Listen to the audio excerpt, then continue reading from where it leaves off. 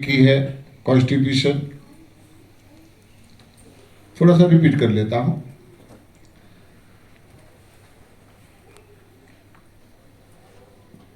अब यही कारण एक है तो निवारण एक है। क्या खाने से कब्ज होता है, इसको छोड़ दो। क्या खाने से पेट साफ रहता है, उसको अपनाओ। पेट सफा रोग दफा। हमने ये भी देखा कि 84 लाख योनियों में से सिर्फ इंसान ही ऐसा है जो दो चीजों को लेता है और उसकी वजह से वो बीमार है। दूध के बारे में तो अब सबने प्रतिज्ञा ली है। अब तो इसके बारे में तो मैंने कल बोला ही था, हाँ, कि वो दूध को मैं छोड़ देता हूँ प्रदीप भाई के, क्योंकि काफ़ी वीडियो के साथ वो समझाएंगे तो थोड़ा इफेक्ट ज़्यादा होगा हमारे दिमाग में। तो अब दूध की तो कोई चर्चा करने की बात ही नहीं है, हमारा खुराक नहीं है। फिर भी हम कह सकते हैं कि हमारे पूर्वज खाते थे, स्वस्थ थे। तो मैं भी किसान हूँ, मैं भी पहले रखता था घर पे गाय भैंसे, बहुत चराया है मैंने गाय भैंसों को। पहले चराने के लिए ले जाते थे गौचरों में, हमारे वहाँ गौचर बोलते हैं, आपके यहाँ न जाने क्या बोलते होंगे।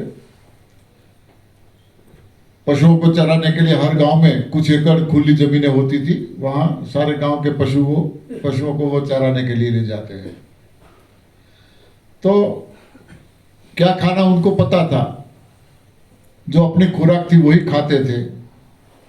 घर में एक आध बार चारा डालना पड़ता था, तो खेतों में भी उस समय पे न रासायनिक दवाइयों का यूज होता था, न खाद का यूज होता था। तो वहां भी प्योर खुराक थी। और साथ में सबसे बढ़िया ये बात थी कि कठोर परिश्रम था, बुजुर्गों का कठोर परिश्रम था। आज भी शायद हम कहने को कह सकते हैं कि यदि किसी को घी दूध खाना है तो आपकी चोटी में से पसीना निकलकर आपके बुट की एड़ी में जमा हो, इतना परिश्रम करते हो तो शायद तो फिर भी मैं बोलूंगा तो शायद पाचन हो सकता है। ऐसा नहीं है कि उस जमाने में भी बीमारियां नहीं थी, कम थी, बीमारियां तो थी ही। मगर अब तो हम सब लोग पूरा समझ गए कि पशुओं के साथ क्या अन्याय हो रहा है। हाँ, देखो तो सही, बछड़ा दूध पी रहा है और आप इसको खींचते हो। हाँ, बछड़ा प्यार से नहीं आता है, जबरदस्ती खींचना पड़ता है। कई बार दूसरे की भी मदद लेनी पड़ती है, कह रहे आओ ना, कहाँ गए। हाँ, दो लोग जबरदस्ती से इसको खींचते हैं। उस समय गाय की आंखों की ओर नजर डालो, बछड़ों की आंखों की ओर नजर डालो, क्या प्रतिभाव अंदर से निकलता होगा। हाँ, तो ये बछड़े की और गाय की हाय भी हमें परेशान कर सकती है, शायद दूध परेशान न करे तो। हाँ, उससे भी हमें नुकसान हो सकता है। तो दो चीजें, पका हुआ खाना और मिल्क से बनी चीजें, हैवी खुराक है, चिकना खुराक है। परिश्रम न होने की वजह से पाचन हो नहीं सकता, और पाचन न होने की वजह से उसका जो मल भी बनता है, अंदर पड़ा रहता है, सड़ता है, वो तो ठीक है, मगर उनका जो मल भी बनता है वो भी चिकना बनता है और आंतों में चिपक जाता है। मेरे ख्याल से यहाँ पर आंतों का पिक्चर नहीं है, नहीं ना? नहीं रखे थे भाई, तो हाँ? बोलना पड़ेगा। आंतों का एक पिक्चर रखना चाहिए, सबको आंतों के बारे में पता चले। हमारी आंतों में चिपक जाता है। हमारी आंतों के साथ 71 पॉइंट्स हमारी बॉडी के जुड़े हुए, 71 पॉइंट्स जुड़े हुए हैं। जो पॉइंट्स के आगे मल चिपका, वहां ब्लॉकेज, अब उसके रोग का नाम चाहे कोई भी दो, मगर वहां ब्लॉकेज हो गया, सर्कुलेशन कम हो गया या बिल्कुल बंद हो गया, तो यही है रोग और कुछ भी नहीं है। ऐसे उबला हुआ खाना, पका हुआ खाना भी वही है, दालें सभी चिकनी है, सब्जियां जो भी उबालते हैं, ऑयल डालते हैं, मिर्च मसाले डालते हैं, पानी डालते हैं, घंटा, आधा घंटा, 1.5 घंटा उबलता रहता है, उबलता रहता है, वो भी चिकना हो जाता है। आटा तो कोई भी चिकना है, तो उसका भी मल बनेगा, वो चिकना बनेगा, वो भी हाथों में चिपक जाता है। कारण बस इतना ही है और कोई कारण नहीं है रोग का। शरीर में आंतों में जमा हुआ विजातीय द्रव्य, नेचुरोपैथी में यही बोलते हैं विजातीय द्रव्य। आयुर्वेद बात कब पित्त पे गया है, नेचुरोपैथी ये बता रहा है। तो क्या करना चाहिए? सबसे पहले तो यही बताया कि बस ये 2 चीजें बंद कर दो। मगर पुराना जो चिपका हुआ मल है उसको कैसे निकाले? तो इसमें यह भी गुरुजी ने बताया, हमें 3 बात रखनी है याद। सुबह में उठते ही संजीवनी, 24 घंटे है हमारे पास, 8 घंटा फास्टिंग,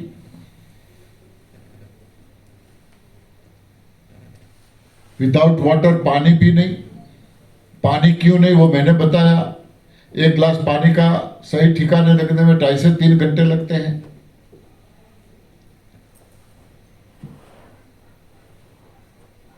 फास्टिंग क्यों? तो वहां हमें आयुर्वेद में जाना पड़ेगा। वहां बताया है लंघनम परम औषधम। लंघनम यानी लांघन, उपवास। परम यानी श्रेष्ठ, इससे बढ़िया कोई शब्द ही नहीं है। जैसे परमेश्वर, परम ईश्वर, इससे बड़ा कोई ईश्वर नहीं। परमात्मा, परम आत्मा। तो परम औषध यानी इलाज। XYZ चाहे कोई भी रोग हो, इसका सबसे बढ़िया इलाज यदि कोई है तो वो है उपवास। उपवास क्यों?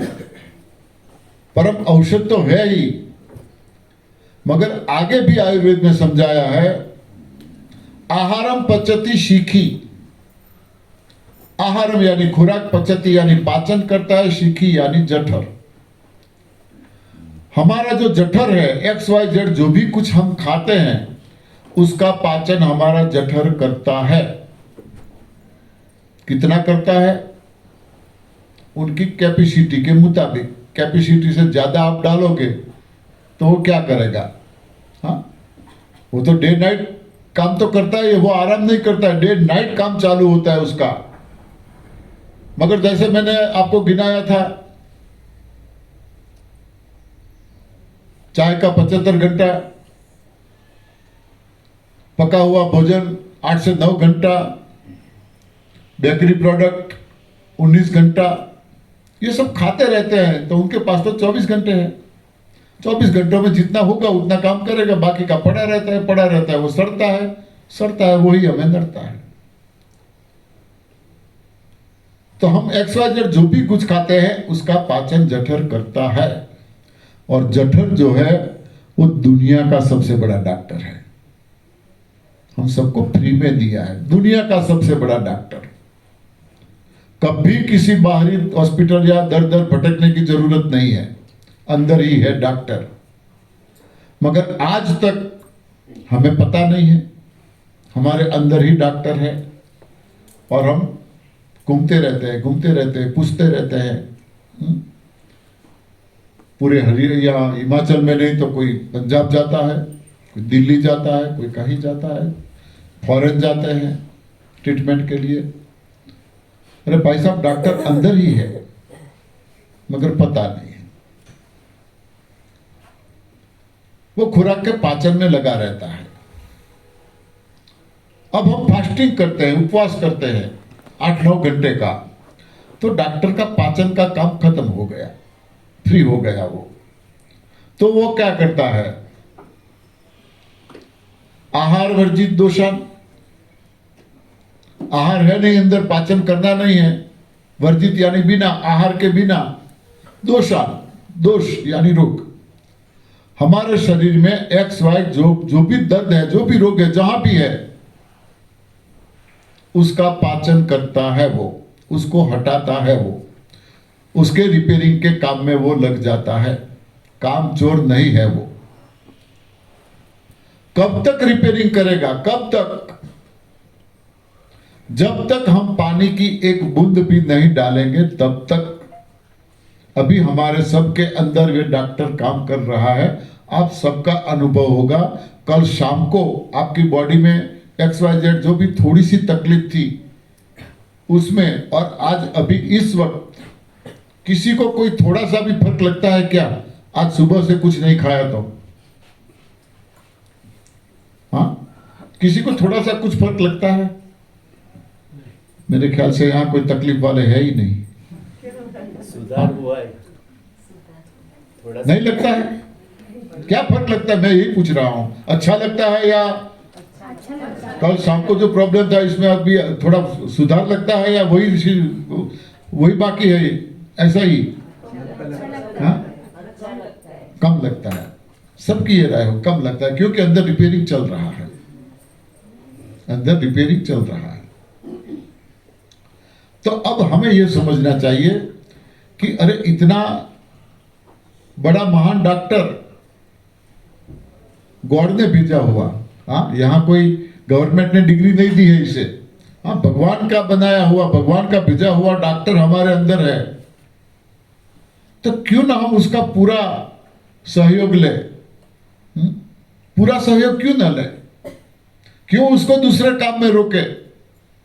इसका सिर्फ दो ही काम है, एक है रिपेयरिंग का, एक है पाचन का। दो काम करना है उसको, और कुछ नहीं करना है। तो हम ज्यादा वक्त किस में देंगे उसे? हाँ, डॉक्टर को ज्यादा वक्त किस में देंगे? रिपेयरिंग में या पाचन में? रिपेयरिंग में। रिपेयरिंग में। तो रिपेयरिंग में कब समय मिलता है इनको? जब हम फास्टिंग करते हैं। इसीलिए उपवास का महत्व है। उपवास का महत्व इसीलिए है। निर्जल उपवास। वैसे तो हर एकादशी कई लोग उपवास करते हैं, हर एकादशी, और मेरे साथ ग्रुप में तो जो लोग जुड़े होंगे इनको तो पता होगा, हाँ, एकादशी के अगले दिन शाम को मेरा मैसेज आ जाता है, कल एकादशी है। मैं सबको याद दिला देता हूं, कल एकादशी है। मुझे कई लोग बोलते हैं कि लोग लंगर चलाते हैं और आप लोगों को भूखा रखते हो, हाँ, लोग सदाव्रत चलाते हैं, आप लोगों को भूखा रखते हो। मैंने बोला चाहे पुण्य हो पाप हो, मुझे उसमें नहीं जाना है, मगर लंघनम परम औषधम, हम इस दृष्टि से फास्टिंग करते हैं। हमारे ऋषि मुनि हजारों साल की आयु भुगतते थे। जैसे सर ने बताया, मनु शतरूपा एक एक चीज को छोड़ने में 10-10 हजार साल। देखो कितनी लंबी आयु होगी। क्या मनु शतरूपा सिर्फ उनकी होगी इतनी आयु? सब लोग जीते थे। माता पार्वती ने भी, हाँ, शिव जी को प्राप्त करने के लिए ऐसा ही कठोर तप किया था। एक के बाद एक उन्होंने भी सारी चीजें छोड़ दी थी। लास्ट में सूखी पत्तियों पे आ गई, छिले पत्तियों को भी छोड़ दिया। तभी तो उसका नाम अपर्णा पड़ा था। पार्वती का नाम था अपर्णा। पर्ण यानी पत्तियां भी नहीं, पत्तियों के बिना 1000 साल तक तप किया था। और हमने इसका नाम रखा है भोलेनाथ। शिव जी का नाम रखा है भोलेनाथ। एक कहाँ है ये भोले? हाँ, बेचारी एक कन्या को कितना कितना तप करवाया। हाँ, कहाँ से हम भोले मानेंगे इसको? इतना कठोर तप। हाँ, जिन जिन लोगों ने शिव को प्रसन्न किया है, रावण ने प्रसन्न किया, हाँ, तो कमल पूजा कई लोगों ने की है। कहाँ है वो भोला? मगर फिर भी भोला है। तो ऋषि मुनि जो हजारों साल की आयु भुगतते थे, इसके पीछे की वजह सबसे बड़ी यही थी, लंघनम परम औषधम। हजारों साल तक वे तप करते थे। और तप का मायना हम क्या समझ के बैठ गए हैं? तप यानी माला लेके एक कोने में बैठ के बस घुमाते रहो, घुमाते रहो, घुमाते रहो। माफ करना, मैं माला की अपोज में नहीं हूं, मगर हम ये समझते हैं कि वे तप करते थे। या हमारे दिमाग में यह है कि वो सतयुग था, सब लोग जीते थे। वैसे दोनों बातें सही है, गलत नहीं है। सतयुग था, आज कलयुग है। दिन में 2-4 बार तो हमारे मुंह में से निकलता होगा, देखो ये कलयुग की करामत, देखो ये कलयुग की करामत। कुछ ऐसे दृश्य हमारे सामने आता है, कुछ बातें ऐसी सुनने को आती है। तो हाँ, मगर कलयुग और सतयुग में बदला क्या? क्या बदलाव आया? चांद बदल गया, सूरज बदल गया, आसमान बदल गया, मिट्टी बदल गई। क्या बदला? पशुओं को भी 4 पांव उस जमाने में भी थे, आज भी 4 पांव है। हमारे 2 पांव थे, आज भी 2 पांव है। बदला क्या? हमारा खोराक हम्म? हम ही बदले। आहार बदला। कोई गीत का, फिल्म का गीत भी है ना, देख तेरे संसार की हालत क्या हो गई भगवान, कितना बदल गया इंसान। हाँ, चांद न बदला, सूरज न बदला, न बदला रे आसमान, कुछ भी नहीं बदला, सिर्फ इंसान बदल गया। और इंसान क्यों बदला? आहार की वजह से। उनका आहार बदल गया। अग्नि की खोज होने के बाद ही ये सारे प्रॉब्लम शुरू हुए हैं, रोगों के प्रॉब्लम। अग्नि की खोज होने के बाद ऋषि मुनि सारे जंगल में रहते थे, खुराक उनका वही था, पत्रम पुष्पम फलम तोयम, और कोई खुराक नहीं था।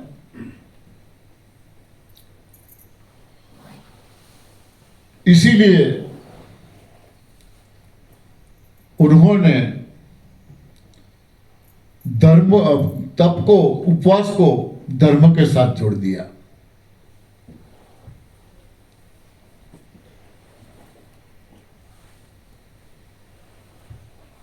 दूसरा, हम मानते हैं कि माला घुमाते थे, तब का मतलब।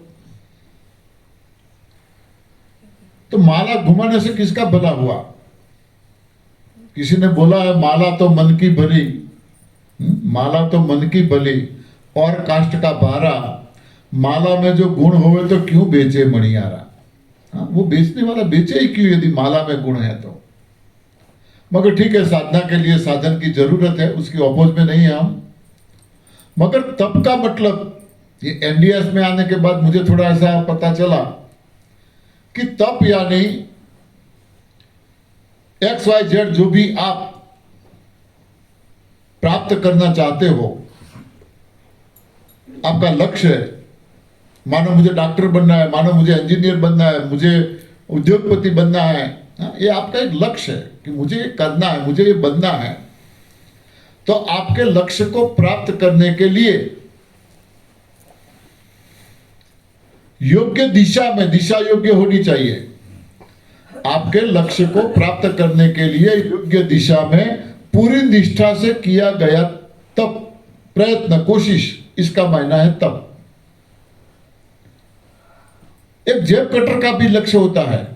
हाँ, सुबह में घर से निकलता है ना, तो तय करके निकलता है, किसी का तो काटना ही है, तो शाम तक कोई तो मिल जाएगा। हाँ, क्योंकि वो योग्य दिशा में, कौन सी दिशा पकड़ेगा वो? जहां ज्यादा भीड़ हो। हाँ, ज्यादा भीड़ हो वहां पे जाएगा, तो कोई तो मिल जाएगा इनको। तो XYZ जो भी लक्ष्य है हमारा, उसको प्राप्त करने के लिए योग्य दिशा में पूरी निष्ठा से किया गया प्रयत्न, इसका नाम है तप। चाहे प्रभु प्राप्ति का लक्ष्य हो, चाहे XYZ जो भी हमारा लक्ष्य हो, रोग हटाने का लक्ष्य हो, जो भी हो, योग्य दिशा में प्रयत्न करना चाहिए। तो ज्यादातर हम यहां पर तो हमारा लक्ष्य तो यही है, XYZ जो भी कुछ प्रॉब्लम है शारीरिक, उसको भगाना है, यही हमारा लक्ष्य है। तो मां आनंदी मां के आश्रम से बढ़िया रास्ता, सही दिशा कौन होगी? हाँ, इससे बड़ी दिशा कौन होगी? मतलब कि एनडीएस जैसी सही दिशा कौन है? जरूरत है निष्ठा की। तो निष्ठा तो न तो बड़े बड़े मॉलों में भी मिलती है, न कहीं कोई दुकानें नहीं है जहां निष्ठा मिलेगी। वो तो हमारे अंदर है, इसको जगाना है और कुछ नहीं। एक छोटा सा प्रयत्न 10 दिन में, ये हमारी निष्ठा को जगाने के लिए किया जा रहा है। निष्ठा को जगाना है, अंदर है, पता नहीं है, भूल गए हैं कौन सी स्विच से ट्यूबलाइट होती है, कौन सी स्विच से फैन होता है। हाँ? स्विच है अंदर, हमें पता नहीं है। तो यहां ये जानकारी इसलिए दी जाती है। देखो, घर में हम सुबह में, रात को अंधेरे में भी उठते हैं, लाइट की जरूरत है तो हम हमारी उंगली अंधेरे में भी वही स्विच पे जाएगी कि ये ट्यूबलाइट की है, ये डिम लाइट की है, ये फैन की है, ये एसी की है। अंधेरे में भी हमारी उंगली वहां पे जाएगी। क्यों? हमें पता है। तो ये स्विच भी अंदर है, निष्ठा को जगाने की। 10 दिन में किसी को ये स्विच हाथ में न लगी तो फिर घर जाने के बाद तो लग गई हाँ, घर जाने के बाद नहीं लगेगी। सारी स्विचों को यहां से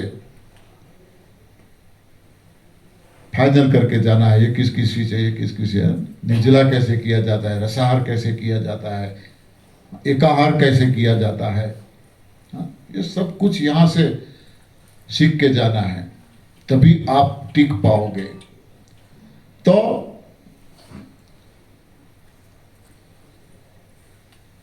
ऋषि मुनि का लक्ष्य था वसुधैव कुटुंबकम। वसुधैव कुटुंबकम उनका लक्ष्य था। तो क्या नहीं किया उन्होंने, क्या नहीं किया? ग्रंथ, शास्त्र, काफी कुछ दिया है हमें।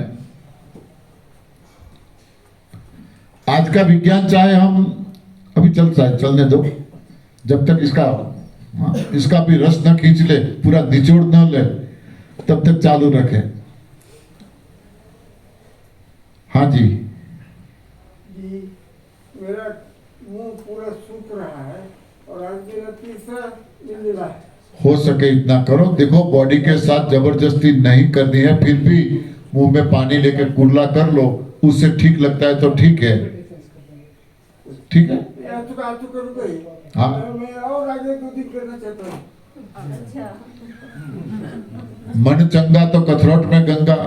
मक्कम मन का मानवी जो होता है ना, मक्कम मनोबल वाला, वो तो आसानी से हिमालय को भी सर कर जाता है। और जिसका मनोबल मक्कम नहीं होता है, वो तो घर के अंदर भी ठोकरे खाता फिरता है इधर उधर।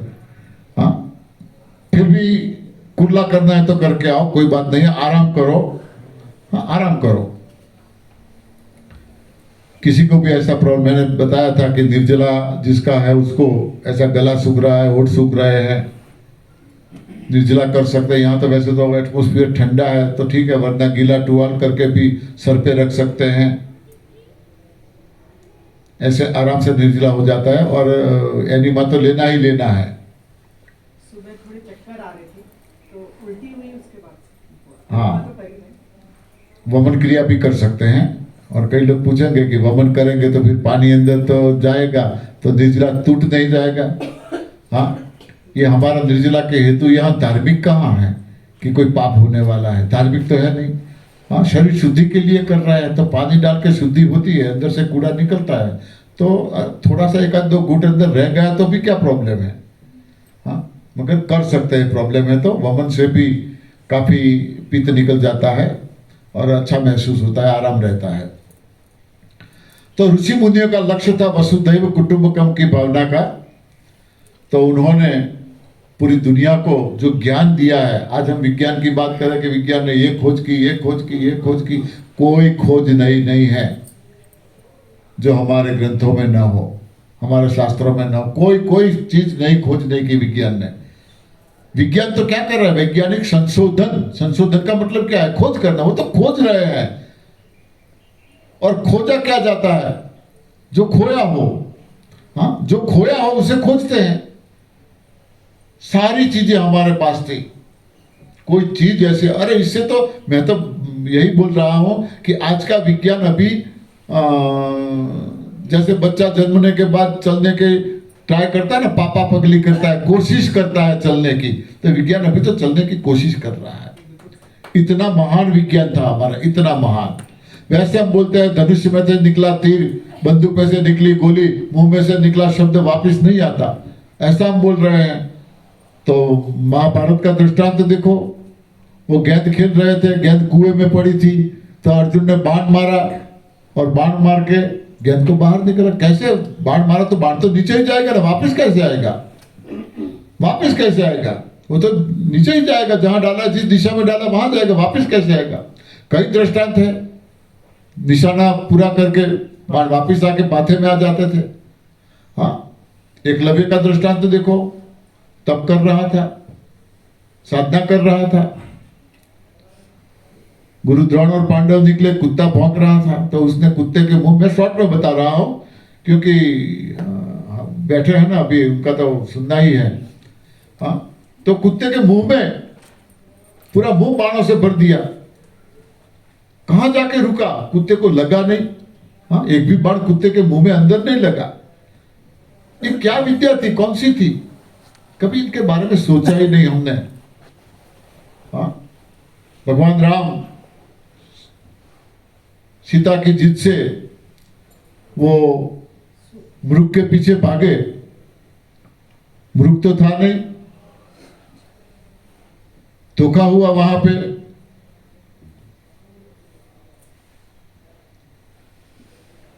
तो मृग ने राम के नाम की चीज पुकारी, लक्ष्मण को जाना पड़ा जबरदस्ती। लक्ष्मण नहीं जाना चाहते थे, सीता की सुरक्षा में थे। लक्ष्मण रेखा, जिसे हम आज भी कहते हैं लक्ष्मण रेखा, हाँ, वो रेखा, बाण की रेखा बना के गया। माता जी को बोला कि इससे बाहर नहीं निकलना है। ये कथा हम सब जानते हैं। रावण आया भिक्षा मांगने के लिए, उसको पता था, वो समझ गया था अंदर नहीं जा सकता था, तो माता को बाहर बुलाया, मैं अंदर नहीं आ सकता, आप बाहर आओ। क्या था उस रेखा में? हाँ, अंदर यदि कोई गया, इसको उल्लंघन करके कोई गया, तो अग्नि पैदा होगी। ये चमत्कार था क्या? रशिया में पूरी रामायण नाम की लेबोरेटरी चलती है। हाँ, ये कौन सा पाउडर था, कौन सा केमिकल था जो इंसान के थोड़ा सा नजदीक टच से अग्नि पैदा होती है?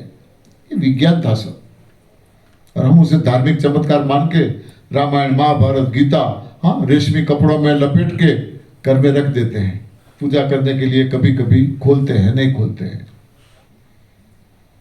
या बोलते हैं कि हम हर रोज एक गीता का पाठ करते हैं। हाँ, क्या सीखा उसमें से? पाठ करते थे, सीखे क्या? हाँ, श्लोक का अर्थ पूछेंगे तो बोले वो तो पता नहीं है। बोल देंगे गायत्री मंत्र, अर्थ पूछेंगे तो पता नहीं है उसका अर्थ क्या होगा।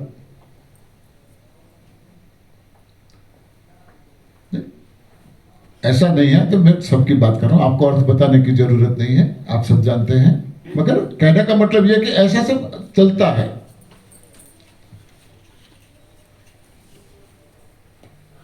तो ऋषि मुनियों का यह लक्ष्य था, तो उन्होंने प्राप्त किया, दुनिया को बहुत कुछ दे दिया। तो हमारा लक्ष्य यहां यह है, XYZ जो भी प्रॉब्लम है उसमें से बाहर निकलना। तो इसीलिए यहां उपवास का ज्यादा महत्व दे दिया है। हो सके इतना ज्यादा उपवास करेंगे तो हमारा डॉक्टर है वो फ्री रहेगा, जितना ज्यादा फ्री रहेगा उतना ज्यादा रिपेयरिंग करेगा, हम जल्द ठीक हो जाएंगे। हो सके इतना, मगर बॉडी के साथ जबरदस्ती नहीं करनी है, वो भी साथ साथ हमें ध्यान में रखना है। मगर फिर भी कुदरत ने बॉडी ऐसी बनाई है, कुदरत ने हमारी बॉडी भी ऐसी बनाई है कि हम इसमें जो भी आदत डालेंगे, जो भी आदत डालेंगे, जहां ले जाना चाहेंगे, हो सकता है थोड़ा टाइम लग सकता है, बाकी बॉडी हमें जरूर सहयोग देगी, 100% सहयोग देगी। पहले पहले शराब पीने वालों को शराब थोड़ी अच्छी लगती है। हाँ, जिसने पहले मुंह में डाली उसको पूछो क्या होता है। हाँ, अरे बच्चे को हम दूध पिलाते हैं तो भी, जैसे सर ने बताया, जबरदस्ती पिलाते हैं। हाँ, बच्चे को पकड़ के दो पाँव के बीच में दबा देते हैं, नाक बंद कर देते हैं और चम्मच या बॉटल जबरदस्ती डालते हैं। दूध है फिर भी, मगर फिर आदत हो जाती है। तो ऐसे बॉडी हमें सहयोग देती है, धीरे धीरे आगे बढ़ना चाहिए, धीरे धीरे धीरे धीरे धीरे धीरे। ऐसा नहीं है बस कल से 8 घंटा फास्टिंग, यहाँ तो आप तो तैयार हो गए हो 6-8 घंटा फास्टिंग करने के लिए। सुबह में कितने बजे उठते हैं सब? 4 बजे, और 4 से 11, हाँ 1 घंटा तो कम होता है मेरे ख्याल से, 11:30 12 हो जाता है। 8 घंटा फास्टिंग हो जाता है, 12 तक हो जाता है फास्टिंग। मगर सब लोग तो 4 बजे भी नहीं उठते होंगे। धीरे धीरे हमें कोशिश करनी चाहिए। हमारे गुजराती में एक कहावत है, मरी ने माळवो ना लेवाय। हाँ, मरी ने माळवो ना लेवाय। बॉडी के साथ जबरदस्ती नहीं करनी है, स्टेप बाय स्टेप, घंटा 2 घंटा, आधा घंटा आगे बढ़ो। पर मैं तो बोलता हूँ 10-10 15-15 मिनट आगे बढ़ो, मगर हमारा लक्ष्य 8 घंटे का होना चाहिए। ज्यादा जितना करेंगे उतना हमें फायदा होगा। और इसके बाद हरी पत्तियों का जूस लेना है, रेचक जूस। यहां आपको जूस मिलता है मगर रेचक नहीं बनता है मेरे ख्याल से। मां कोई रेचक चीज अंदर नहीं डालते हैं। आंवला डालते हैं? नहीं है आंवला। कच्चा आम रेचक नहीं है, कच्चा आम रेचक नहीं है। पेठा भी रेचक नहीं है। रेचक जूस इसे कहते हैं कि पीने के बाद 1 या 2 बार लूज मोशन होना चाहिए। कितनों को होता है? हाँ? अकेले पेठे का ना? नहीं, पेठा तो मेरे ख्याल से पहले दिन से डालते हैं। हाँ, पेठा तो पहले दिन से डालते हैं। खाली पेठा आना चाहिए, मिक्स कर दे, बोला तो खाली पेठा। आंवला डालने से हाँ, आंवला या आंवला पाउडर डालने से होता है, मगर पाउडर हो के हम ऑपोजिट में है तो दूसरा भी रेचक जूस बन सकते हो। तो हम जहाँ यहाँ तो सुविधा उसी मुताबिक चलता है, ठीक है, कोई बात नहीं।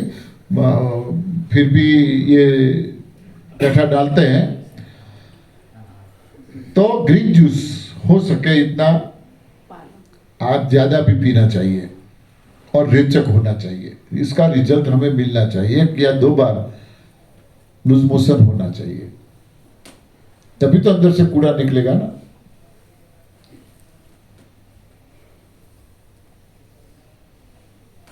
जिसमें पता है आपको ग्रीन जूस में क्या क्या डालते हैं, कैसे बनता है? किसको नहीं पता? कितनों को पता नहीं है कैसे बना है ग्रीन जूस? सब जानते हैं, तो इसके बारे में डिस्कस नहीं करते हैं। फिर भी पालक, पुदीना, हरा धनिया, कड़ी पत्ता, लौकी, पैठा, आंवला, नींबू, अदरक, इतनी चीजों को डाल सकते हैं। फिर एक जन की पत्ती कितना? हम तो 100 ग्राम पालक बोलते हैं, 100 ग्राम हरा धनिया, 50 ग्राम पुदीना, 50 ग्राम कड़ी पत्ता, 200 ग्राम लौकी, 200 ग्राम पैठा, 5 आंवला, 2 नींबू और 1 छोटा सा पीस अदरक। मिनिमम 1 लीटर ग्रीन जूस बनेगा, मिनिमम। थोड़ा पतला बनाओगे तो ज्यादा भी बन सकता है। पतला मोटा जो आप पी सकते हो ऐसा इसी मुताबिक बना सकते हो, मगर यही औषध है, ये अमृत जूस है। सारे रोगों का इलाज यही है। फिर तो उसमें आप जो भी पत्तियां डालना चाहो, जो भी मिल रही है, तुलसी भी डाल सकते हो, आम के पत्ते डाल सकते हो, जामुन के पत्ते डाल सकते हो, जिसका फ्रूट खा सकते हो वो सारे पत्ते, बेल पत्ते डाल सकते हो। हाँ, बेल पत्ता भी डाला जाता है, गुणकारी वस्तु है, मगर ज्यादातर हमें पता नहीं है बेल पत्तों के बारे में। और बेल पत्तों को हम क्या करते हैं? हाँ, पूजा करते हैं। किसकी? शिव जी की। क्यों?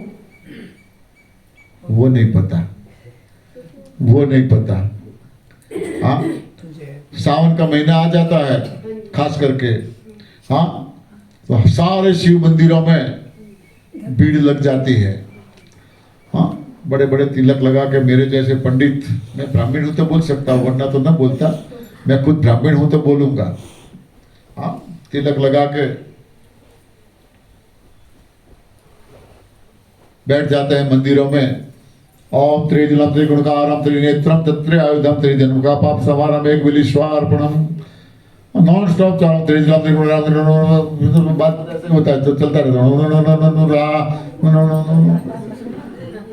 हाँ, पूछो तो सही पंडितों को, भगवान शिव को बेलपत्ते क्यों पसंद है, क्यों चढ़ाते हो?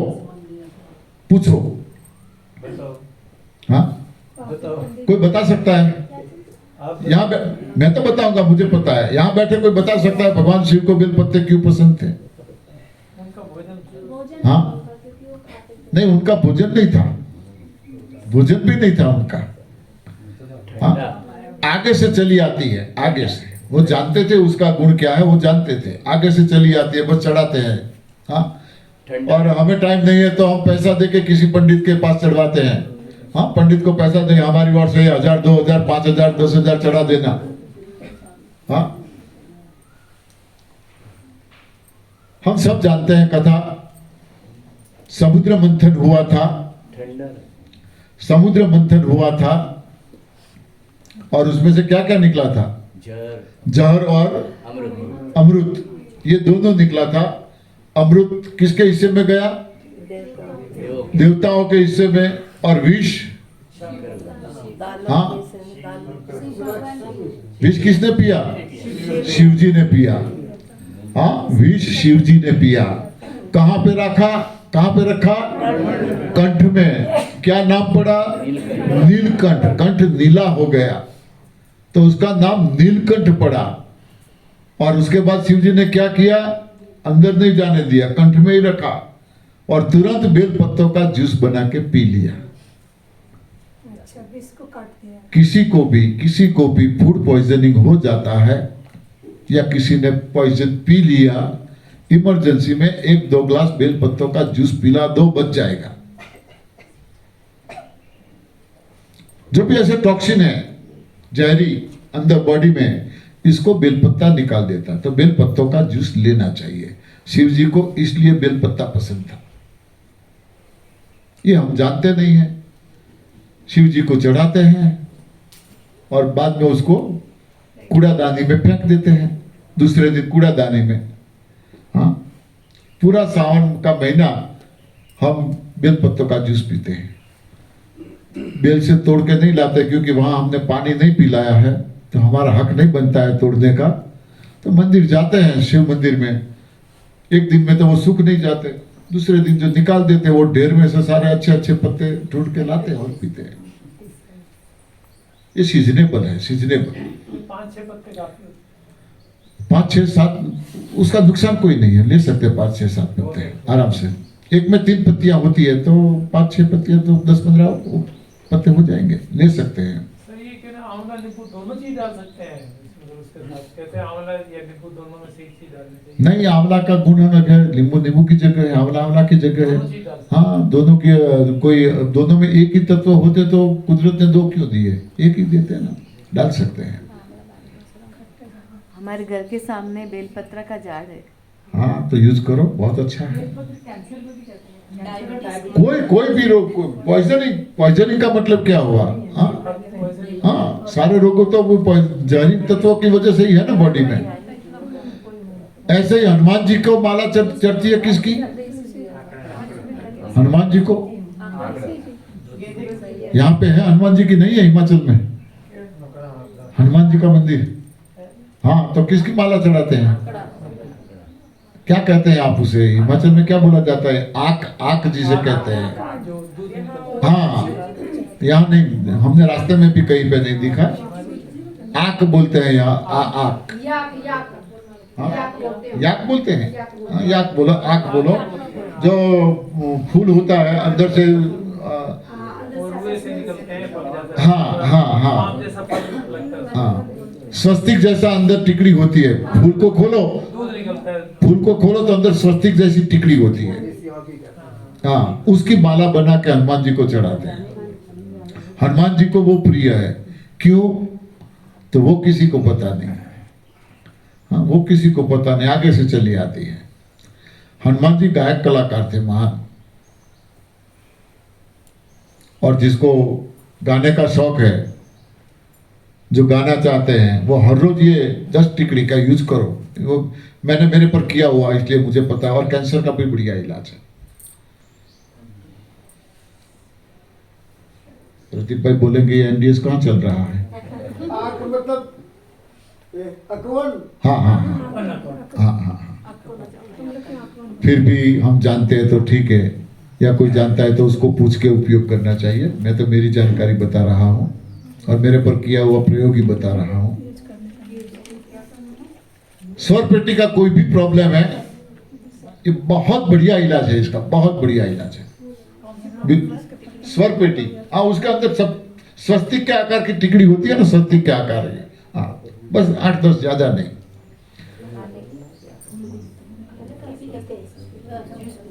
इसी तरह गणपति की पूजा ध्रुवा से होती है। ध्रुवा बोलते हैं ना, क्या बोलते हैं?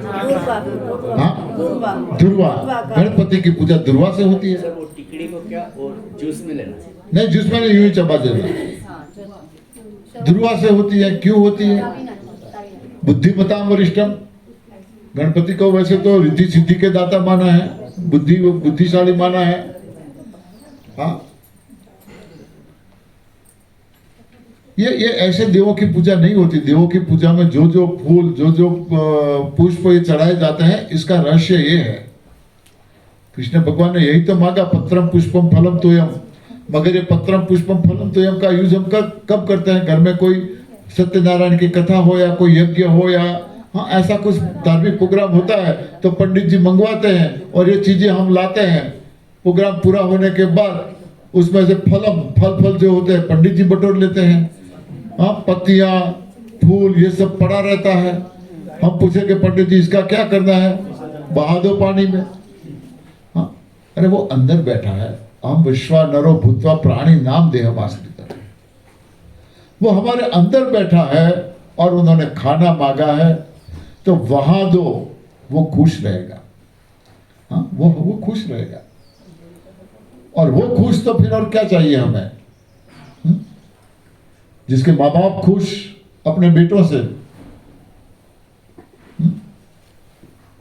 तो फिर बेटे को और क्या चाहिए? तो हरी पत्तियों में जो ताकत है, जो औषधीय गुण है, वो फलों में इतने नहीं है। फलों में नहीं है ऐसा नहीं है, मगर इतने फलों में नहीं है। उसकी जड़ों में भी है। इसमें आयुर्वेद ने कोई कम काम नहीं किया है। आयुर्वेद ने बहुत बड़ा काम किया, महान काम किया है। एक एक पेड़ पौधे के बारे में, एक एक छोटा से छोटा पौधा क्यों ना हो, एक एक पेड़ पौधे के जड़ों से लेके उसकी छाल, उसकी पत्तियां, उसके फूल, इसके फल, हाँ, एक एक चीज का संशोधन किया। उसमें ये फायदा है, इसमें ये फायदा है, इसमें ये गुण है। मगर आयुर्वेद गलत वहां साबित हुआ, उसका काढ़ा बनाने लगा। उबालने से सारे सत्व तत्व खत्म हो जाते हैं। एक एक पेड़ पौधे को, तभी तो हम आराम से आज ये सब खा रहे हैं ना। हमें पता है पालक से कोई नुकसान नहीं होने वाला है, धनिया से कोई नुकसान नहीं वाला है। हाँ, वरना तो कोई जहरी अंदर खा लिया तो। हाँ, हमारे वहां से एक भाई नर्मदा की परिक्रमा करने के लिए गए थे। नर्मदा की परिक्रमा करने के लिए तो सुबह हुई तो दातुन करना था, तो एक पौधा दिखाई दिया जिसका दातुन अच्छी तरह से बन सके ऐसा, तो काटा, दातुन करने लगा। पूरा दातुन करने के बाद मुंह में पानी लेके कुरला करने लगा, सारे दांत बाहर। कोई पीड़ा नहीं, कोई पीड़ा नहीं, सारे दांत बाहर, 32 से 32, कोई पीड़ा ही नहीं हुई उसको। अब यदि ऐसी औषधि हमें मिल जाए तो, हाँ, बाद में तो उन्होंने कहीं ढूंढा, पता ही नहीं चला वो कहाँ था वो। हाँ, ऐसी तो कई औषधियां हैं, इसी से तो इलाज होता था। हाँ, जड़ी बूटियां, ये ऋषि मुनि हजारों साल तप करते थे। हाँ, तो ये जड़ी बूटियों की वजह से एक खाली बस भूख प्यास सब बंद, कैंसर कोई बात नहीं। आने वाले दिनों में यही होने वाला है। हाँ, जनसंख्या बढ़ती जा रही है। हाँ, कहाँ से खाना मिलेगा सबको? ये वैज्ञानिक खोज रहे हैं कौन सी टिकड़ी दाल की बनाए, कौन सी टिकड़ी चावल की बनाए। हाँ, कौन सी टिकड़ी, मिठाई के ऊपर टिकड़ी खा लो, दाल चावल खाया ऐसा आपको हो जाएगा काम। वही पहले ऐसी टिकड़ियाँ थी। कुछ मजाक के साथ चलेंगे तो ठीक रहेगा ना।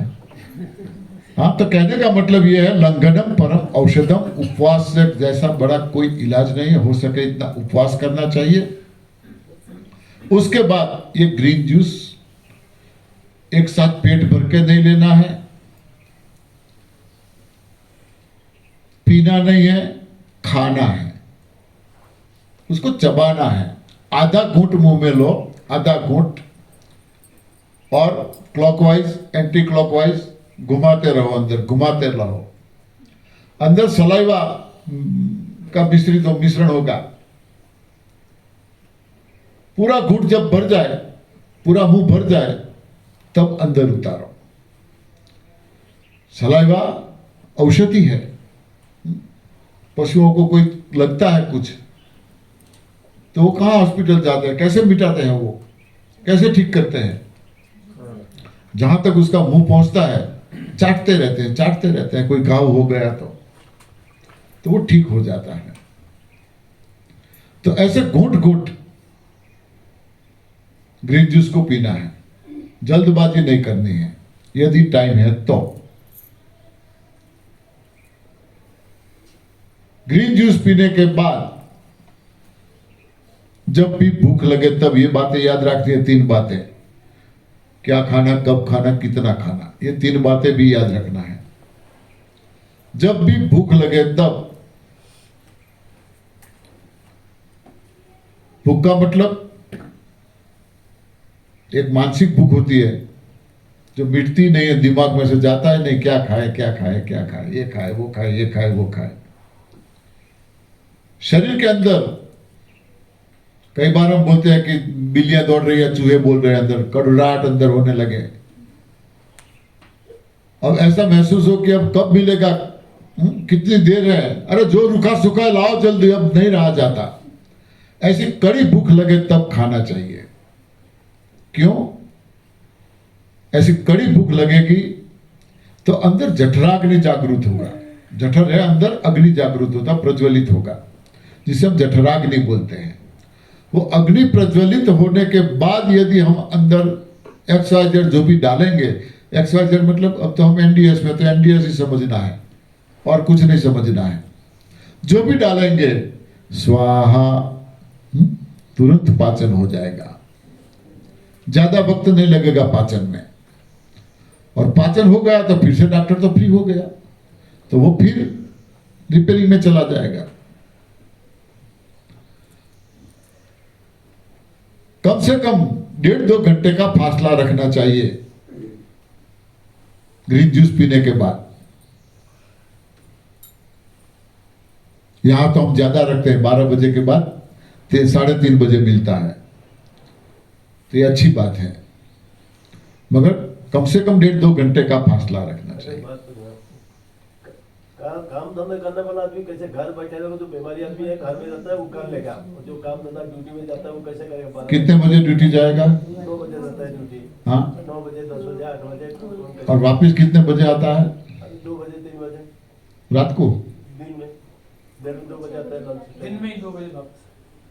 हाँ, तो तब तक तो लंघन कर सकते हैं ना। कहाँ कुछ खाने पीने की बात है, 2 बजे आने के बाद ही ग्रीन जूस पियो। नहीं, इधर का क्लाइमेट अच्छा है, इधर भूखा रह जाएगा। हम लोग का तो एरिया में मैं टीचर था, उड़ीसा में काफी बीमार था। मैंने बताया मेरा एक्सपीरियंस, मैं काफी बीमार था, टीचर था। पता चला NDS का, फॉलो करने लगा, तो घर से 2-3 किलोमीटर स्कूल दूर थी, पैदल जाना था, तो 10 बजे निकलना था। तो फास्टिंग पूरा होता नहीं था, तो मैं जूस स्कूल में लेके जाता था। 12:30 बजे इंटरवल पड़ता था, तो उस टाइम में पीता था। पहले तो स्टाफ वालों ने ये सब देखा तो मुंह बिगाड़ा कि ऐसा कैसे पीते हो। मेरी गलती हुई कि मैंने उनको टेस्ट करवाया तो इनको अच्छा लगा, तो दूसरे दिन से 12:30 का मेरा टाइम होता, उससे पहले वे लोग पी जाते थे। मुझे खुशी होती थी, ठीक है पीते हैं तो मैं ज्यादा लाने लगा, मगर 25 का स्टाफ था, कितना मैं लाऊं ज्यादा। हाँ, जो पहला, हाँ वो पहले पी लेता था, तो मैंने सोचा चलो ठीक है मैं ज्यादा लेके जाऊं। ज्यादा लेके आया तो अभी मेरे हिस्से में नहीं रहता था। तो फिर 1:30 बजे बड़ी छुट्टी होती थी, इंटरवल, तो सोचा चलो घर जाके पिएंगे। नहीं सर, हम लोग का एरिया उड़ीसा में है, टेम्परेचर 40+ रहता है सर मैक्सिमम टाइम, तो उधर तो उतना देर तो भूखा नहीं। हमारे यहाँ भी इतना ही टेम्परेचर रहता है, पूछो ये भाई बैठे। हाँ, अभी 45 से ऊपर गया था हमारा टेम्परेचर, अभी भी इतना है, अभी आज भी हमारे वहाँ इतना टेम्परेचर है। हाँ, फास्टिंग नहीं कर सकते ना, मतलब नहीं, किसने बोला नहीं कर सकते? मैं समझाता हूँ, आप सुनो आगे। क्यों नहीं कर सकते मैं बताता हूँ, क्यों नहीं कर सकते मैं, इसीलिए तो मैंने बोला ना धीरे धीरे आगे बढ़ना है। तो फिर 1:30 बजे घर जाके मैं पीने लगा। फिर बाद में ऐसा हुआ कि ये जूस पीने के लिए घर क्यों जाना है, चलो शाम को 5 बजे के बाद घर जाके पिएंगे। तो सुबह 4 बजे उठने वाला शाम को 5 बजे घर जाके जूस पीता था। गर्मी तो वहां मेरे नेटिव से भी, जहां मैं जॉब करता था वहां तो और भी ज्यादा गर्मी थी। प्रदीप भाई को पूछो सबसे ज्यादा टेम्परेचर कहाँ रहता है प्रदीप भाई हमारे वहां? हाँ, नॉर्थ गुजरात में 47 तक चला जाता है, कई बार 47 तक। नॉर्थ गुजरात जो है ना डेजर्टेड एरिया है, राजस्थान क्रॉस करके फिर उधर आता है और डेजर्टेड एरिया है, और वहाँ एक्सट्रीम टेम्परेचर होता है, हाई टेम्परेचर होता है। रात को वापस ठंडा भी हो जाता है, वापस सुबह के बाद में दोपहर तक तो एकदम हॉट हो जाता है। सर गए हम, ऐसा ना गया 3-4 बार गए हम, ऐसा ना गया। तो फिर नरहरी भाई को मिलना था ना वहाँ। इसीलिए तो मैंने बोला ना कि बॉडी को जो आदत डालेंगे। हाँ, पहले 10 बजे पी के स्कूल में जाता था, फास्टिंग पूरा नहीं होता था, तो 12:30 बजे स्कूल में जाके पीने लगा, तो ये हालत हुई। तो 1:30 बजे घर जाके पीने लगा, तो ये भी ठीक नहीं लगा, तो फिर 5 बजे। आप धीरे धीरे अपने हिसाब से बढ़िए। धीरे-धीरे आगे हर एक का अपना अपना एक फार्मूला होता है, एक्सपीरियंस होता है। हाँ, आप ये जो है ना एक बॉटल में लेके उसमें थोड़ा आइस डाल दो, साथ में लेके जाओ, जब भी लगेगा 12 बजे 11 बजे जो भी है वो पी लो। वो कर सकते हो कि नहीं, साथ में ग्रीन जूस लेके जाने का और वो कर लेने का। बाद में अगर फ्रूट्स आपके लेके जा सकते ऑफिस हैं। में रेफ्रिजरेटर है तो उसमें रख दो, फिर निकाल के ले लो। सॉल्यूशन तो मिल ही जाएगा, थर्म जो भी है। कितना घंटा रख सकते हैं बीज तैयार होने के बाद, कितने घंटे रख सकते हैं? ओरिजिनली तो जल्दी लेना चाहिए, लेकिन कुछ ना कुछ तो कॉम्प्रोमाइज करना पड़ेगा। देखिए इतना ऐसे तो ऑफिस में जाके भी ग्रीन जूस बना सकते हैं, लेकिन वो पॉसिबल नहीं है। तो जो जितना पॉसिबल वो हिसाब से आपकी फ्लेक्सिबिलिटी में कीजिए। भाग्यशाली हो तो घर वाली भी जूस बना के ऑफिस में देने आ सकती है, मगर इतने भाग्यशाली मैं नहीं था। बैठे नहीं है ना यहाँ पे, तो ठीक है, कोई बताना मत, बैठे नहीं है तो। कहाँ है, मुझे तो इतना ही उन्होंने सुना नहीं, मैं बाकी उस सब- वक्त इस साइड पे ज्यादा नहीं देख रहा हूँ, इधर मेरा ध्यान रहता है। सुनो नरेंद्र भाई, इतना ही नहीं सुना, बाकी सब सुना। अच्छा, हाँ तो ठीक है। वो तो अभी घर पे जाने के बाद रूम में जाएंगे तब पता चलेगा क्या सुना क्या नहीं सुना। कितनी डंडियां लगती है देखिए। नहीं, क्यों मैं ऐसा बोल रहा हूँ, दोनों को शिविर में जाना था, फर्स्ट शिविर में, मगर एक डेथ हो गई परिवार में, तो उनका आना न हुआ, मैं अकेला गया। और यहाँ भी हम बोलते हैं शिविरों में कि शिविरों में आओ तो कपल में आओ। जो अकेला इंसान आएगा या अकेली बहन आएगी तो घर जाके बोलेगी कि ऐसा करना है, बहन जी आई है अकेली तो घर जाके बोलेगी, तो हस्बैंड सहयोग नहीं देगा, ना बोलेगा अरे पागल हो क्या, ऐसा किया जाता है क्या। हस्बैंड आया है तो घर जाके मैडम को बोलेगा, तो मैडम बोलेगी आपको करना है तो करो, आपकी मर्जी, मेरे पास टाइम नहीं है, मुझे काफी काम है। मेरे साथ ऐसा ही हुआ था, 1 साल तक मुझे कुछ भी बना के भी नहीं दिया, मैंने अपने हाथों से बनाया, अपने हाथों से।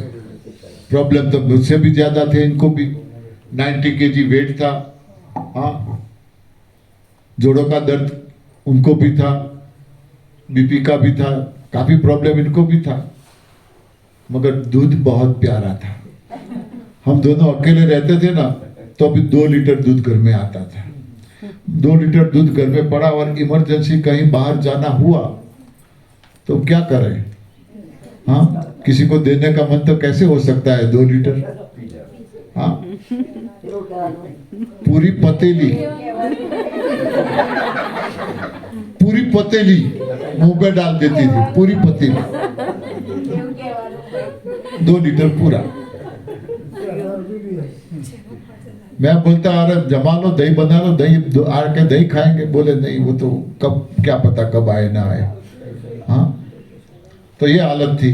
फिर भी एनडीएस नहीं करना था और मैंने कोई जबरदस्ती भी नहीं की, मगर मेरा रिजल्ट देखा, बोले चाय तो मैं पीऊंगी ही पीऊंगी, चाय नहीं छोड़ूंगी। मेरा रिजल्ट देखा तो अपने आप मैं भी करूं क्या, आपकी मर्जी। हाँ, आपकी मर्जी। तो आइसक्रीम और चाय नहीं छोड़ पाएगी बोलते हैं वो मुंबई वाली। कौन? आइसक्रीम उसके फ्रिज में हमेशा रहता है। कौन कौन? वो दीदी जो फ्रिज में। हाँ तो बस अच्छा, आप नहीं, ये तो सब कर पाएंगे, ये तो सब कर पाएंगे, ऐसा नहीं है। और फिर भी हमारा तो फर्ज है बताना, करना ना करना तो आपके पर निर्भर है। भाभी नरहरी भाई શું બોલે છે સમજાય છે ને? હા, બધું ખબર પડ્યું? नहीं, वो हिंदी नहीं जब समझते। इसलिए मैंने गुजराती में पूछा। हाँ, नहीं अभी समझ रही है सब।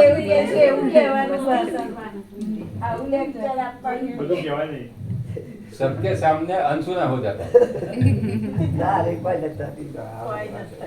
तो कहने का मतलब यह है कि कुछ तो सेटलमेंट हमें अपने आपके समय के मुताबिक करना पड़ेगा यदि एनडीएस करना है तो।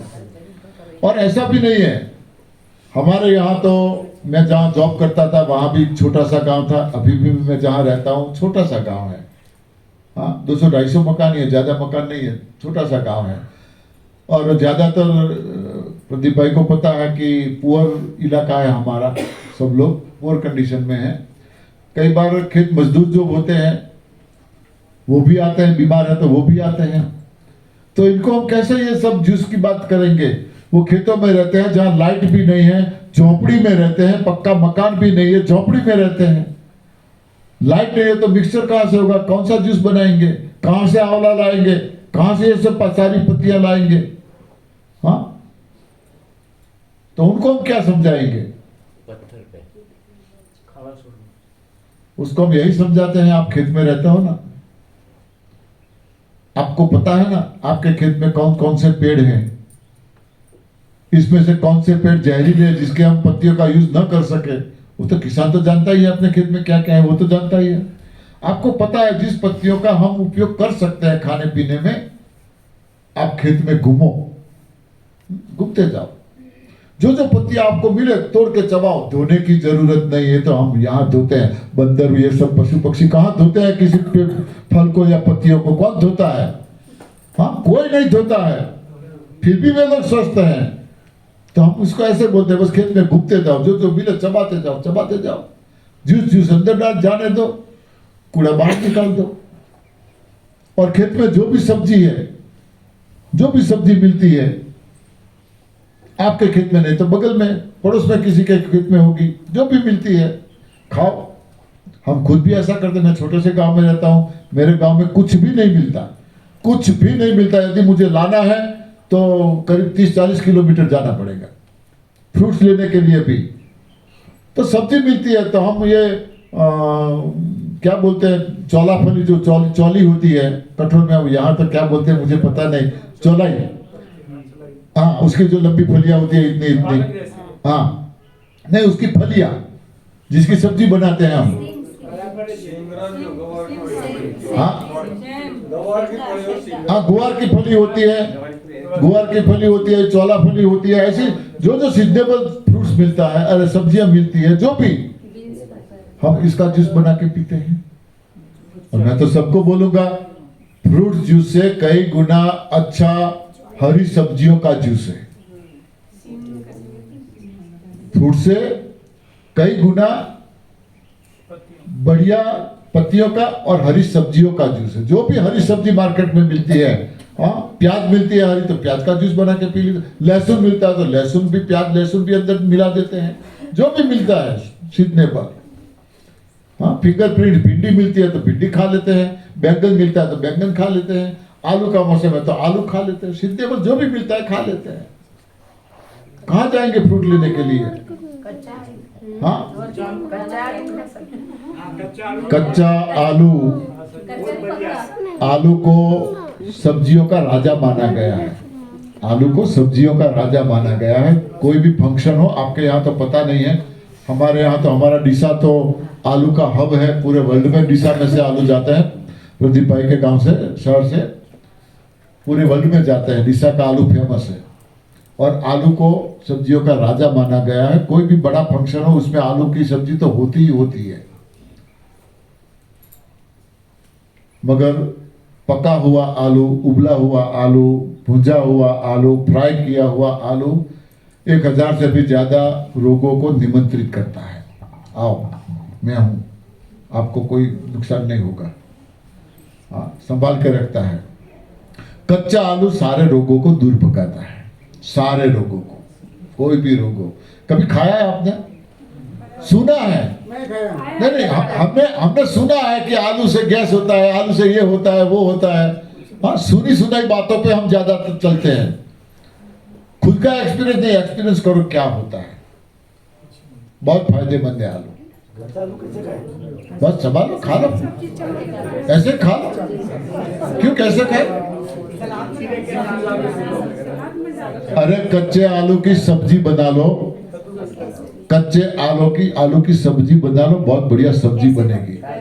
कोई बता नहीं पाएगा कि ये आलू की सब्जी है, गारंटी। कोई नहीं बोलेगा कि ये आलू की सब्जी, पूछेगा ये क्या है, ये क्या है, पूछता रहेगा। हाँ, आलू की चिप्स बना लो, आलू की चिप्स बना लो, अंदर थोड़ी सी हल्दी डालो, नमक डाल दो और नींबू डाल दो, आधा पौना घंटा इसको ढक के रख दो। कोई नहीं बोलेगा कि ये पकी हुई सब्जी नहीं है, आराम से खा सकते हो, टेस्टी लगती है। टेस्ट के मुताबिक डालो।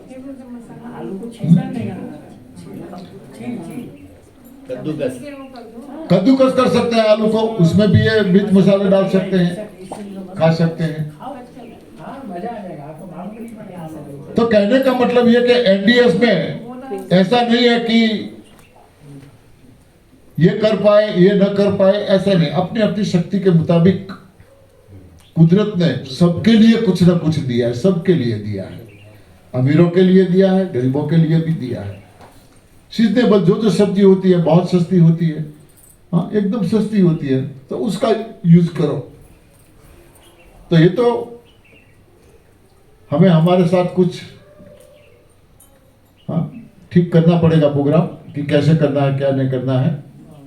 ठीक है, हाँ।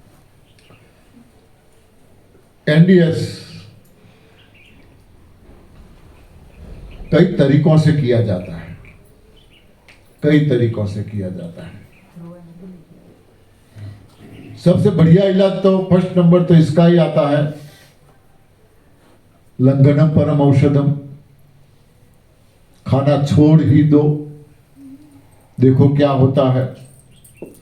कुछ भी नहीं होता है। ये आज शाम का लेक्चर मुझे इसलिए दिया गया है, निर्जला है इसलिए, कि क्या इफेक्ट होता है उन पे देखे तो सही। हाँ, क्या इफेक्ट होता है, बोल पाते हैं कि नहीं? सुबह से कुछ लिया नहीं है तो क्या लगता है? कोई कमजोरी लगती है क्या? हाँ, कोई आवाज में फर्क लगता है क्या? बिल्कुल नहीं। ऐसे तो आप बोलो आपको दिखना है तो तब तुम बोलो इतना दिन में यहाँ से आज से फास्टिंग कर सकता हूँ। आप बोलो तो 12 को हमें निकलना है, 12 तक मैं कर सकता हूँ। कोई प्रॉब्लम होता है, बस 1 या 2, ज्यादा से ज्यादा 3 दिन निकल गया आपका बेड़ा पार। जितना करना चाहो उतना कर पाओगे, न भूख लगेगी न प्यास लगेगी, कुछ भी नहीं। वो बहन जी किधर गई? उनका फास्टिंग चालू था जो यहाँ बैठती थी पहले। हाँ, कितना दिन हुआ? 22 मई से मैं कर रही है। 22 मई से? हाँ। प्रदीप भाई, 22 मई से उसका फास्टिंग चल रहा है। देखो खड़े हुआ है, अरे वो आपको दर्शन करने योग्य हो, निर्जला है। आप यहाँ हाँ, पहले दिन यहाँ आए तो हम कोई लोग मानते भी नहीं थे कि ये तो झूठ बोल रहे हैं। हाँ, मगर पता चला यहाँ आने के बाद तो ये तो कभी किसी ने खाते पीते देखा है किसी ने? थैले कितने लेकर आए हैं साथ में? बैग कुछ भी नहीं लेके आए। देखो हाँ, और यहाँ तो चेकिंग होता है पूरा। हाँ, दीदी नहीं कुछ नहीं था, उनका बैग खाली था, चेक हुआ था ऑफिस के अंदर, खाली था। हाँ खाली था, देखो कुछ भी नहीं। दालिम और पूरा अनार लाए थे क्या? अनार लाए ऐसे रखे हैं लेकिन खराब हो गए। खराब हो गया। हाँ 6:30 बजे है प्रोग्राम में, तो 6:30 बजे आ जाएंगी। पूरा दिन ऐसा नहीं कि ये एक भी सेशन छोड़ा उन्होंने, बिल्कुल नहीं। ये कर पाते हैं तो हम क्यों ना कर पाए? हाँ, दृढ़ मनोबल चाहिए बस, और कुछ नाही. बहन जी आपका नाम क्या है? वत्सला रेवतकर. कुठून आले तुम्ही? नागपूरवरून आले मी. नागपूरवरून आले. हो. बरं. नागपूर से आए हैं. नमस्कार तुम्हाला. नमस्कार. नमस्कार तुम्हाला. प्रणाम तुम्हाला. आपण हाँ? काय काय हाफ सेंचुरी मारायची आहे का? हाँ? किती दिवस करायचे मला? किती? किती दिवस करायचे? कितीही मीन्स इंडेफिनेट करने की इच्छा आहे. हाँ, याच्या आधी पण मी 21 दिवस केलेले होते. 22 ऑक्टोबर 2021 ते. आता तुम्ही हिंदीत बोला म्हणजे मी तुमच्याशी मराठी बोललो पण यांच्याशी सगळ्यांसाठी तुम्ही हिंदीत बोला. नाही तुम्ही मुंबईचे आहात तर तुम्ही मराठी समजू शकता. मी देखो ना, मी देखो ना, मराठीत बोलू पण शकतोय पण आता सध्या तुम्ही हिंदीत बोला. दो मराठियों को कितनी खुशी हो रही है. हाँ, हम सब साइड में चले गए, दो मराठी खुश हो गए. देखो, अरे भाई हमें सुनाओ, हमें क्या पता आप क्या बोल रहे हो दोनों. मैं 22 अक्टूबर 2021 से 11 नवंबर 2021 तक 21 दिवस किया है मैंने. एक बार तालियां तो होनी चाहिए ना इनके लिए. जबरदस्त तालियां होनी चाहिए. अब देखो आपने गुरुजी ने भी बताया था, प्रदीप भाई ने भी बताया, वो तेजस्वी जिसने 35 दिन का निर्जला किया. हाँ, 35 दिन का निर्जला किया. उसका टारगेट उसका रिकॉर्ड आपको तोड़ना है. 60 दिन का है. उसका टारगेट 60 दिन का है. नहीं, अब तो बाकी मैं आपको बता रहा हूँ. निर्जला तो उन्होंने 35 के, अब पानी पे जा रही है. मेरे से जब भी बात हो गई, इनसे बात हुई तो मैंने सुना, आनंदी माँ से बात हुई तो उन्होंने बोला कि मैं पानी पे जा रही हूँ, निर्जला तोड़ रही हूँ. पानी खोल दी थी जब मीटिंग हुआ. और ये जन्ना जी को फास्टिंग तोड़ने के लिए ही वहाँ बुलाया था. नहीं उसके कभी की बात है ये. अभी ये 2-3 दिन की बात है. 5-6 दिन पहले का बात. हाँ, 5-7 दिन पहले की बात है. मैंने भी उनको बोला था उनने खोल दिया. उन्होंने ब्रेक ले लो थोड़े दिन, हाँ. फिर से स्टार्ट करो. हाँ, मगर आपको ब्रेक नहीं लेनी है. 35 से ऊपर जाना है. हमारे कहने से नहीं हो, आपकी बॉडी आपको सहयोग नहीं देती, मगर रिकॉर्ड तोड़ो आप.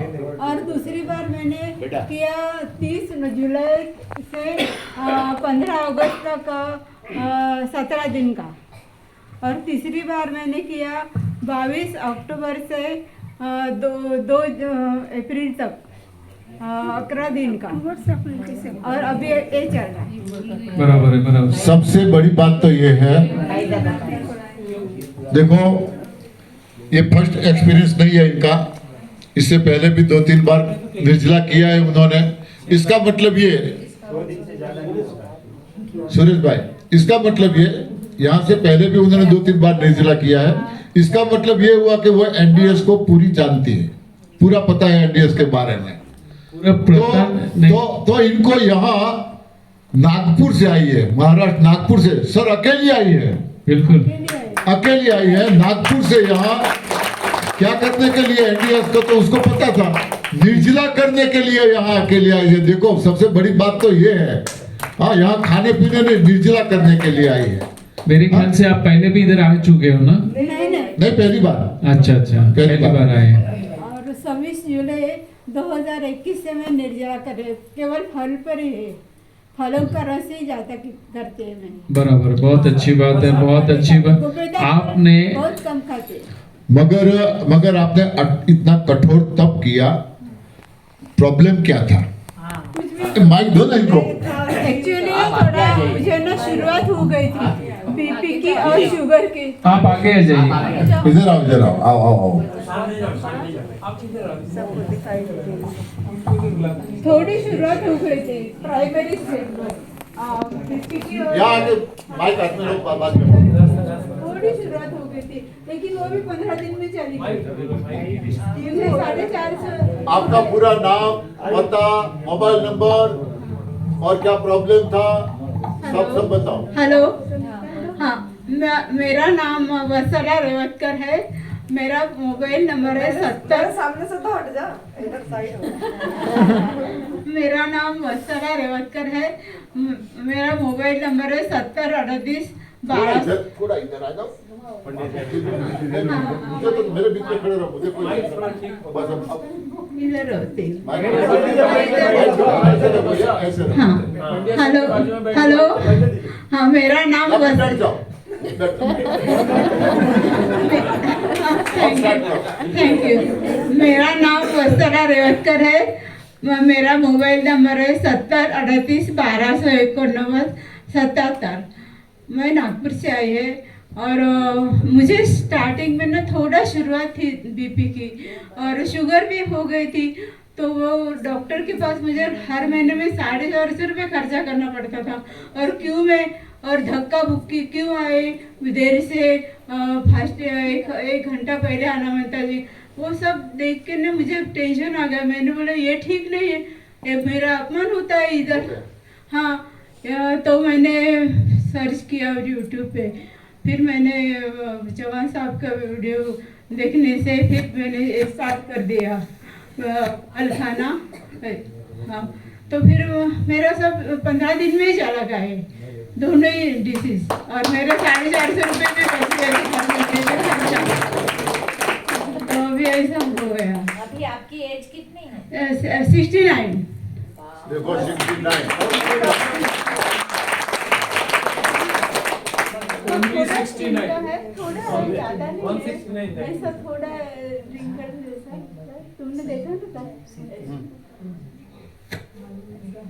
अभी नॉन स्टॉप करने वाले हैं। माइक नजदीक नॉन स्टॉप। कितना दिन करे बता दो।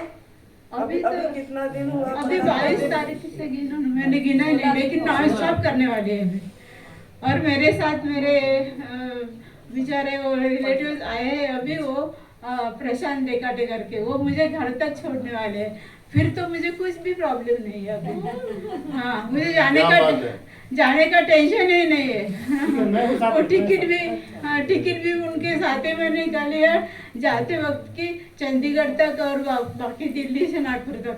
इसलिए मुझे कुछ भी प्रॉब्लम नहीं है। मैं 12 तारीख तो एकदम बिना टेंशन कर रही है। और बाकी नागपुर में जाने के बाद भी नॉन स्टॉप करने वाले हैं, क्योंकि मेरा घर में तो कोई प्रॉब्लम नहीं रहता ना। सर हाँ। मैडम के घर में गैस और सिलेंडर है ही नहीं। क्या बात है? मैं उनके घर में गया था तो देखा मैं किचन पे पूरे फ्रूट्स, वेजिटेबल भी नहीं, ओनली फ्रूट्स, और पूरा किचन है ही नहीं, ना गैस सिलेंडर कुछ नहीं। आप अकेले रहते हो? हाँ, बैंक में सर्विस करते थे। मैं नहीं, बैंक में नहीं करती थी मैं। एम्प्लॉय स्टेट इंश्योरेंस स्कीम है ना जो बॉम्बे में, ESI employ state insurance scheme, जो बीमा के हॉस्पिटल जो रहते हैं ना, उसका हेड ऑफिस लोअर परड़ में है, बॉम्बे में। लोअर परड़ बॉम्बे में है। वहाँ मैं 36 साल रही बॉम्बे में, गवर्नमेंट क्वार्टर्स में मैं रहती थी। और फिर रिटायर होने के बाद 11 साल हो गए मैं नागपुर में आई है पिताजी के घर में। ऐसा है। तो पेंशन मुझे बहुत सारी मिलती है। मुझे लगता ही नहीं इतना पेंशन, क्योंकि मैं निर्जला ही रहती है, कुछ खर्चा ही नहीं मेरा। 25-30 हजार मुझे पेंशन मिलती है। मुझे पैसे, हाँ, रिकॉर्ड मत लेना, या तो आश्रम में आ जाओ वरना मेरे घर आ जाओ। नागपुर में मुझे अच्छा लगता है। वो पिताजी का घर है ना, बचपन से वही रही है, इसलिए वो बहुत प्यारा लगता है मुझे। मैं किधर भी जाती नहीं कि लाइफ में, किधर भी मैं गई नहीं। ये मैं फर्स्ट टाइम इधर आई है। मैं पिकनिक वगैरह नागपुर, बॉम्बे में भी मैं रहती थी, किधर भी नहीं गई मैं। बॉम्बे का इलाका भी मैंने देखा नहीं, लोनावाला महाबलेश्वर कुछ भी नहीं है। मुझे हैबिट ही नहीं, ऑफिस और घर बस, इसके सिवा मुझे कुछ भी नहीं मतलब। तो ये आपके इधर डिपार्टमेंट के हैं?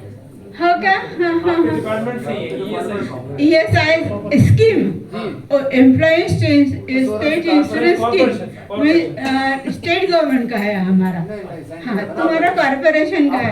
हाँ, तो पंचायती भवन में तुम्हारे हाँ, पंचायती भवन में तुम्हारा हमारा 6 फ्लोर पे था स्कीम का ऑफिस। हाँ, धन्यवाद धन्यवाद धन्यवाद। जितनी भी तालियां बजाए कम है, जितनी भी।